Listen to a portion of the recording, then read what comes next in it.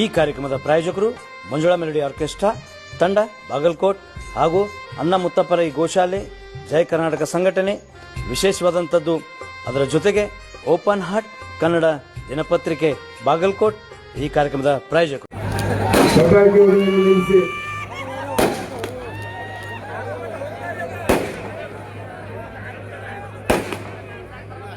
ಕೇಂದ್ರದ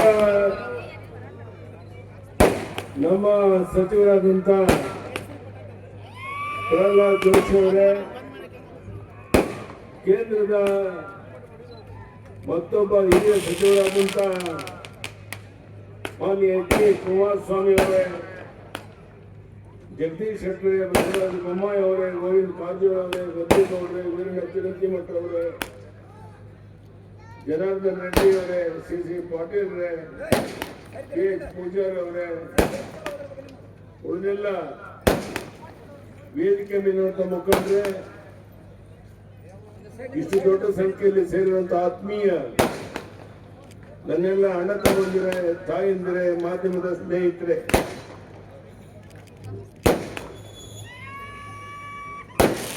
ಈ ಒಂದು ಬೃಹತ್ ಸಾರ್ವಜನಿಕ ಸಭೆಯನ್ನು ನೋಡಿದಾಗ ನಮ್ಮ ವೀರಣ್ಣ ಚಿರಂತಿಮಠ ಅವರು ಕನಿಷ್ಠ 10,000ಕ್ಕೂ ಹೆಚ್ಚಿನ ಅಂತರದಲ್ಲಿ ಗೆಲ್ತಾರೆ.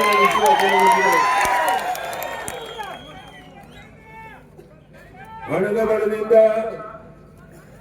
ಹೆಂಡದ ಬಲದಿಂದ, ತೋಳು ಬಲದಿಂದ ಜಾತಿಯ ವಿಷಬೀಜ ಬಿತ್ತಿ ಚುನಾವಣೆ ಗೆಲ್ಲುವಂತ ಕಾಲ ಹೋಗಿದೆ. ಈಗ ಜನ ಜಾಗೃತರಾಗಿದ್ದಾರೆ, ಬದಲಾವಣೆಗೆ ಹಾತೊರಿತಾ ಇದ್ದಾರೆ. ಬಾಗಲಕೋಟೆಯಲ್ಲೂ ಗೆಲ್ತೇವೆ, ದಾವಣಗೆರೆಯಲ್ಲೂ ಗೆಲ್ತೇವೆ ಅನ್ನುವಂತ ವಿಶ್ವಾಸ ನನಗಿದೆ. ಬಂಧುಗಳೇ, ನಾನು ಹೆಚ್ಚು ಮಾತನಾಡುವುದಿಲ್ಲ, ಇನ್ನೂ ಒಂದು ಸಭೆ ಇದೆ. ಇವತ್ತು ಕೇಂದ್ರ ಸಚಿವರಾದಂಥ ಎಚ್ ಡಿ ಕುಮಾರಸ್ವಾಮಿ ಅವರು ಸಭೆಗೆ ಬಂದಿರೋದ್ರಿಂದ,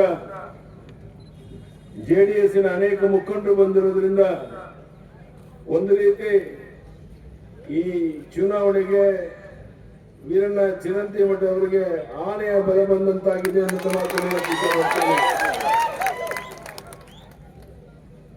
ಬಹುಶಃ ಪ್ರಾಮಾಣಿಕವಾಗಿ ಜೆಡಿಎಸ್ ಬಿಜೆಪಿ ಮುಂದೆ ಹೊಂದಾಣಿಕೆ ಮಾಡಿಕೊಂಡು ಚುನಾವಣೆ ನಡೆಸಿದ್ರೆ ಯಾವುದೇ ಚುನಾವಣೆಯಲ್ಲಿ ಕಾಂಗ್ರೆಸ್ ಗೆಲ್ಲಕ್ಕೆ ಸಾಧ್ಯ ಇಲ್ಲ ಅನ್ನುವಂಥದ್ದು ಸಾಬೀತಾಗಿದೆ. ಬಂಧುಗಳೇ, ನಾನು ಮುಖ್ಯಮಂತ್ರಿ ಆಗಿದ್ದಾಗ ಕನಕ ಜಯಂತಿಗೆ ಸಾರ್ವಜನಿಕ ರಜೆಯನ್ನು ಘೋಷಣೆ ಮಾಡಿದ್ದೆ.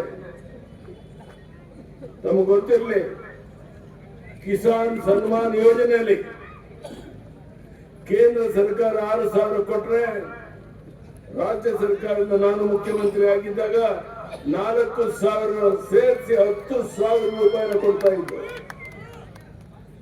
ಈಗ ನಾನು ಕೇಳ್ತೇನೆ ಕಾಂಗ್ರೆಸ್ಸಿನ ಮುಖಂಡರಿಗೆ, ಸಿದ್ದರಾಮಯ್ಯನವರಿಗೆ, ನೀವ್ಯಾಕೆ ನಿಲ್ಲಿಸಿದ್ರೆ ಇದನ್ನ? ಒಬ್ಬೊಬ್ಬ ರೈತರಿಗೆ ಕೊಡ್ತಿದ್ದಂತ 4,000 ರೂಪಾಯಿನ ನಿಲ್ಲಿಸುವಂತ ಒಂದು ಅತ್ಯಂತ ಅಪ್ರಾಮಾಣಿಕ ಕೆಲಸವನ್ನು ನೀವು ಮಾಡಿದ್ದೀರಾ. ನಂಬಿಕೆ ದ್ರೋಹ ಮಾಡಿದ್ದೀರಾ, ವಿಶ್ವಾಸ ದ್ರೋಹ ಮಾಡಿದ್ದೀರಾ. ನಮ್ಮ ತಾಯಿ ಮೇಲೆ ಕುಂತಿದ್ದೀರಾ. ನಾವು ತಂದಂತ ಭಾಗ್ಯಲಕ್ಷ್ಮಿ ಯೋಜನೆ, ಬಡವರ ಮನೆಯಲ್ಲಿ ಹುಟ್ಟುವಂತ ಹೆಣ್ಣು ಮಗಳು 18 ವರ್ಷ ಆದಾಗ ಲಕ್ಷಾಂತರ ರೂಪಾಯಿ ಸಿಗಬೇಕು ಅನ್ನುವಂತ ಯೋಜನೆ, ಅದನ್ನ ನಿಲ್ಲಿಸ್ಬಿಟ್ರೆ ನೀವು ಹೆಣ್ಣು ಮಕ್ಕಳಿಗೆ ಬಯಸ್ಸಲ್ಲಿ ಕೊಡುವಂತ ಯೋಜನೆ ತಂದಿದ್ದು, ಅದನ್ನ ನಿಲ್ಲಿಸ್ಬಿಟ್ರಿ. ಎಲ್ಲಿದೆ ಅಭಿವೃದ್ಧಿ ಕಾರ್ಯ?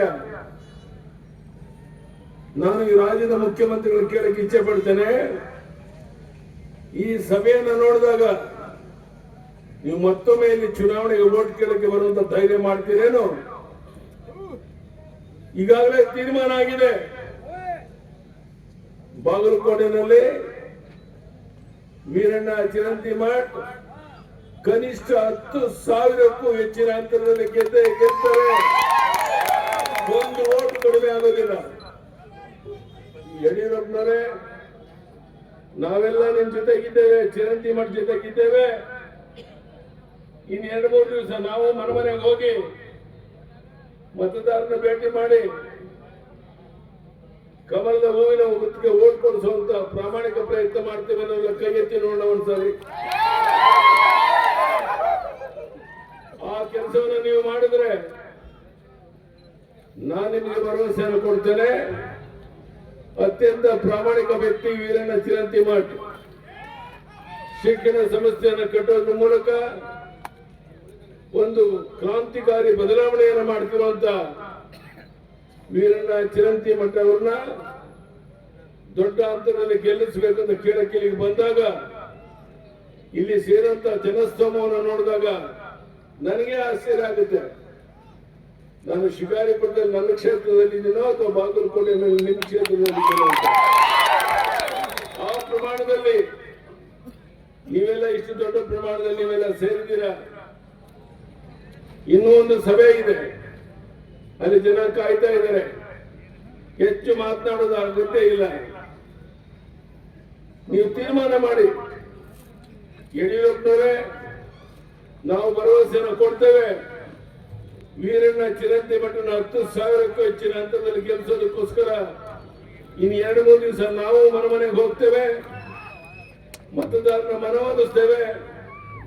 ಈ ನಂಬಿಕೆ ದ್ರೋಹ, ವಿಶ್ವಾಸ ದ್ರೋಹ ಮಾಡ್ತಿರುವಂತ ಕಾಂಗ್ರೆಸ್ ಪಕ್ಷಕ್ಕೆ ಪಾಠವನ್ನು ಕಲಿಸ್ತೇವೆ ಅನ್ನೋದು ತೀರ್ಮಾನವನ್ನು ನೀವು ಮಾಡಿದ್ರೆ ಬದಲಾವಣೆ ಆಗುತ್ತೆ, ಕ್ರಾಂತಿಕಾರಿ ಬದಲಾವಣೆ ಆಗುತ್ತೆ. ಇವತ್ತು ನಾನು ನಿರೀಕ್ಷೆ ಮಾಡಿರಲಿಲ್ಲ ಇಷ್ಟು ದೊಡ್ಡ ಸಂಖ್ಯೆಯಲ್ಲಿ ತಾವು ಸೇರ್ತೀರಾ ಅಂತ. ಇಷ್ಟು ದೊಡ್ಡ ಪ್ರಮಾಣದಲ್ಲಿ ತಾವು ಸೇರುವುದನ್ನು ನೋಡಿದಾಗ ಒಂದು ಬದಲಾವಣೆಯ ಗಾಳಿ ಬಾಗಲಕೋಟೆಯಲ್ಲಿ ಬೀಸ್ತಾ ಇದೆ ಅನ್ನೋದು ಸ್ಪಷ್ಟ ಆಗುತ್ತೆ. ಇನ್ನು 2 ದಿವಸ ಮಾತ್ರ ಪ್ರಚಾರ. ಈ 2-3 ದಿನ ತಾವೆಲ್ಲ ಮನಸ್ಸು ಮಾಡಿ ಮತದಾರನ ಮನವೊಲಿಸಿ ಇನ್ನೊಮ್ಮೆ ಚುನಾವಣೆಗೆ ನಿಲ್ತೀವಿ ಅನ್ನೋ ಧೈರ್ಯವನ್ನ ಕಾಂಗ್ರೆಸ್ನವರು ಮಾಡಬಾರದು. ಆ ರೀತಿ ಪಾಠವನ್ನ ಕಲಿಸಬೇಕು. ಆ ಕೆಲಸವನ್ನ ನೀವು ಮಾಡ್ತೀರಾ ಅನ್ನೋ ವಿಶ್ವಾಸ ನನಗಿದೆ. ನಾನು ಹೆಚ್ಚು ಮಾತಾಡಕ್ ಹೋಗುದಿಲ್ಲ. ಇವತ್ತು ನಂಬಿಕೆ ದ್ರೋಹ, ವಿಶ್ವಾಸ ದ್ರೋಹ ಮಾಡುವಂತ ಕಾಂಗ್ರೆಸ್ ಪಕ್ಷವನ್ನ ನಂಬಕ್ಕೆ ಸಾಧ್ಯ ಇಲ್ಲ ಅನ್ನೋದನ್ನ ಮನವರಿಕೆ ಆಗಿದೆ. ಇಂಥ ಒಂದು ವಿಶೇಷವಾದ ಸಂದರ್ಭದಲ್ಲಿ ನಾವು ತಡವಾಗಿ ಬಂದರೂ ಸಹ ಇಷ್ಟು ದೊಡ್ಡ ಸಂಖ್ಯೆಯಲ್ಲಿ ಸೇರಿ ಈ ಕಾರ್ಯಕ್ರಮ ಯಶಸ್ವಿ ಮಾಡಿಕೊಟ್ಟಿದ್ದೀರಾ.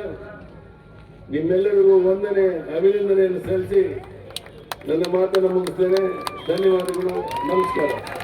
ಕಾರ್ಯಕ್ರಮದ ಪ್ರಾಯೋಜಕರು ಮಂಜುಳಾ ಮೆಲೋಡಿಸ್ ಆರ್ಕೆಸ್ಟ್ರಾ ತಂಡ ಬಾಗಲಕೋಟೆ ಹಾಗೂ ಸರ್ವಶ್ರೇಷ್ಠ ಕ್ರಿಯೇಷನ್ಸ್ ಸಾಂಸ್ಕೃತಿಕ ಸಂಸ್ಥೆ ಅಣ್ಣ ಮುತ್ತಪ್ಪರೈ ಗೋಶಾಲೆ ಹಾಗೂ ಜಯ ಕರ್ನಾಟಕ ಸಂಘಟನೆ ಬಾಗಲಕೋಟೆ, ಓಪನ್ ಹಾರ್ಟ್ ಕನ್ನಡ ದಿನಪತ್ರಿಕೆ ಬಾಗಲಕೋಟೆ.